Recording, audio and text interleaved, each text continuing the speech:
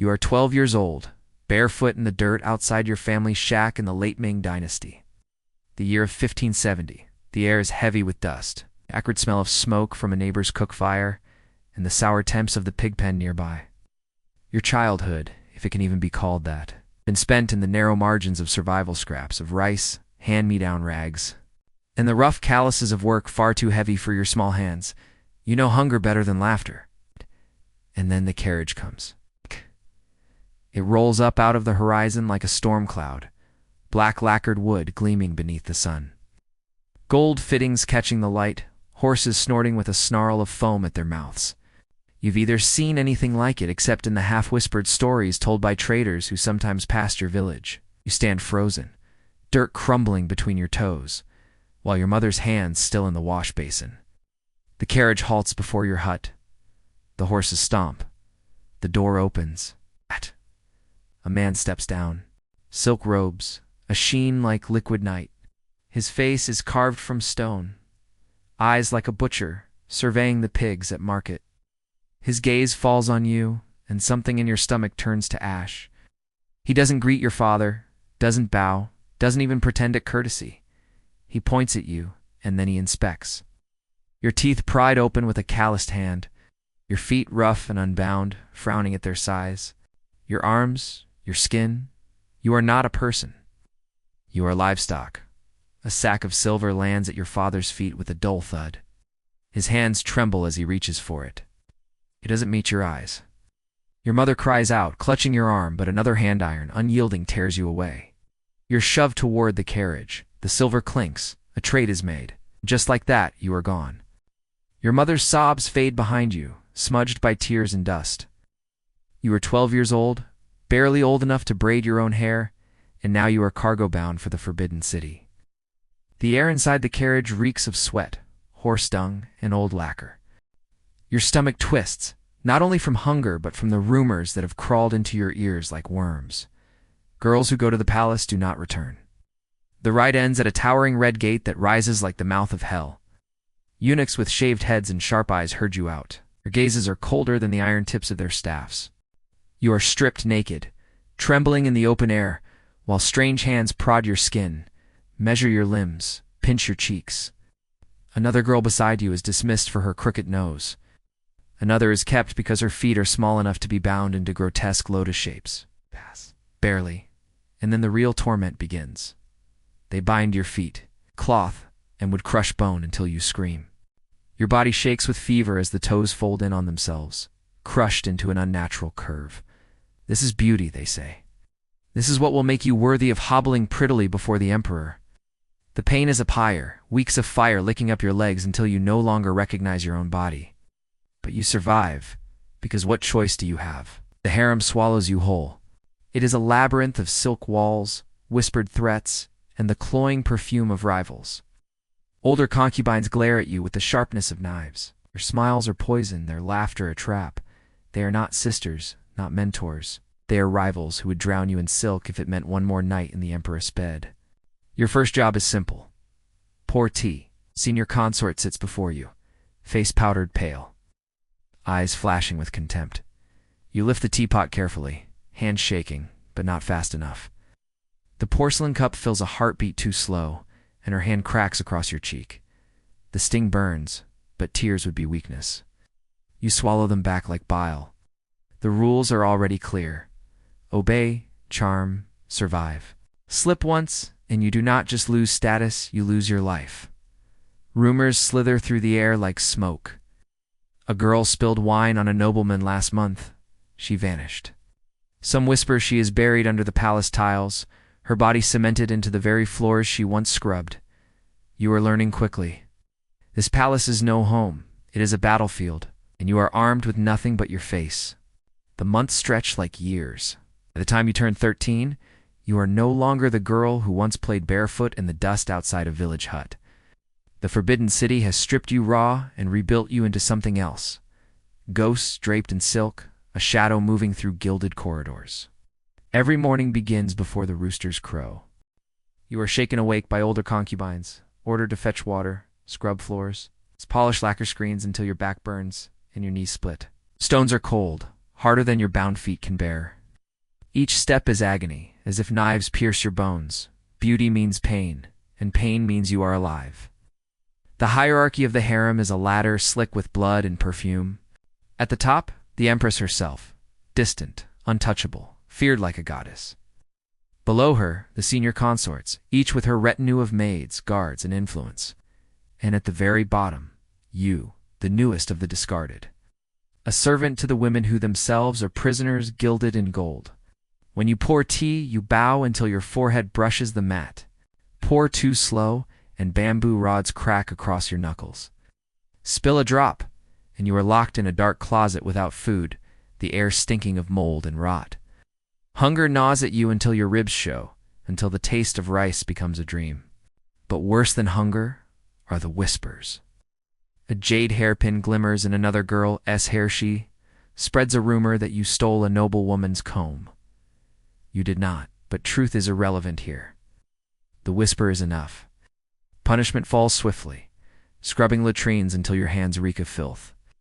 She, meanwhile, flutters her lashes at the emperor during a lantern festival. Another girl, May, soft-voiced, sharp lids close one night and whispers, "Trust no one, not even me." Her smile is thin as paper, her warning edged with truth. You believe her when you hear the muffled screams of a concubine dragged out into the night. They say she flirted with a guard. They say she was tossed into the moat. The next morning, the eunuchs feed the carp, and the water is clouded red. By now you understand, this place is not a palace. It is a pit of vipers, each girl coiled and ready to strike. And yet you are still alive. Your first real chance comes at a banquet. A senior consort chooses you to serve wine to the visiting nobles. They paint your face white with powder, darken your brows, press your hair into elaborate coils weighed with ornaments that dig into your scalp. The silk they drape over you is worth more than your village's yearly harvest. It is not a gift, it is a leash. You kneel before a nobleman pouring his wine with careful precision. His grin is sour with liquor, his hand grazing your wrist, as if you are nothing more than another delicacy. You force your hands steady, those sweat beads under your powder. The emperor's mother sits at the head of the hall, her scarred face carved into stone. Her eyes are daggers, watching every tremor, every breath. 8. One wrong move, and you will not just be dismissed, you will be erased. The noble chuckles as the wine trembles near the rim of his cup. You flutter your fan to hide your panic, set the wine down, and retreat into the shadows. The senior consort nods. "Not useless," she mutters. "For now, that is your victory." But the gong sounds a deep booming note that silences the hall. The emperor is coming. The clatter of dishes fades, the air itself stiff with fear. You feel it in your bones. If he chooses you, it could mean survival. If he doesn't, you are dust waiting for the wind to scatter. That night, you are carried to his chamber on a palanquin silk curtain swaying like a shroud. The doors close behind you with a groan, sealing you in with a man whose word is law, whose whim is life or death. His shadow looms across the lantern light. His eyes glint like a predator's. You kneel, heart choking your throat. "Please me," he says, voice soft but sharp as a blade wrapped in velvet. "You will wish you hadn't." We force a smile, though every nerve in your body screams. You survive the night. But survival has a cost. By the time dawn seeps pale over the palace walls, your reflection is that of a stranger. By 15, you are no longer a child. You are something else. A ghost in silk, a shadow that has learned to move without drawing breath. The harem has rules written not on parchment but in bruises. Smile, bow, obey. Flutter your fan as though it were a blade. Speak softly, but let your silence carry daggers. You are becoming skilled at the dance. The emperor notices you occasionally, a glance, a word, enough to lift you one rung higher than the nameless girls who sweep floors until their hands bleed. But each glance is also a target. Every rise is an invitation for someone else to drag you down. You are 16 when your life changes again. The emperor calls your name one night. Your pulse thunders as you are carried once more through silk curtains into the chamber where he waits. This time, his touch lingers longer. This time he does not forget you in the morning. Weeks later, you are with child. At first you think it is salvation. Son could lift you to consort status, could make you untouchable. But the jade hairpin girl, now herself a consort, spreads whispers that you poisoned her tea.